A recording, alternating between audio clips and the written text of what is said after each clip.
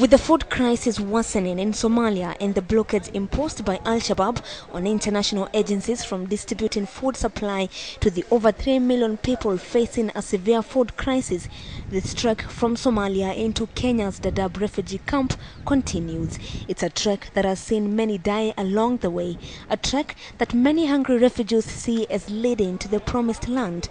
But luck is running out as the camps can no longer accommodate any more refugees. The Dadaab camp is now holding 4 times its capacity, exerting pressure on the government and humanitarian agencies who say they can no longer cope with the ever-growing demand for services. The government now says it will scale up relief supply as the numbers of the hungry in northern Kenya and the camps keep rising. The government, in collaboration with the UN World Food Programme, will also provide food to about 155,000 primary school-going children during the holiday period. The food supply will, however, only feed the most affected, and it is not for the general population. The food we are giving to the people is actually a supplement, and therefore people should also on themselves look for something. We are just going to give you additional food. You also, individuals must also look for their own feed, or their own food.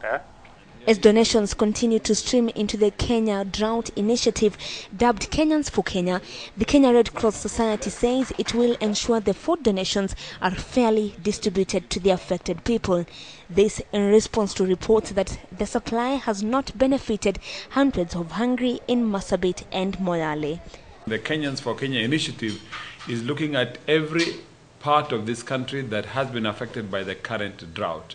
There may be some areas that are more affected than others, like in Turkana, and even in Turkana itself, we're saying Turkana North as opposed to Turkana Central or South.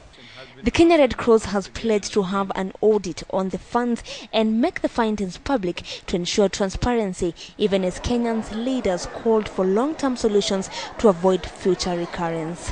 The government has been sleeping on the job at the expense and at the lives of fellow Kenyans. In the meantime, the Kenya Meat Commission, in collaboration with ranch owners, have moved in to mitigate huge losses incurred by livestock owners. Under the new livestock offtake program, ranch owners will buy the animals from drought-stricken pastoral communities, breed the animals, and then sell the healthier animals to meat processors.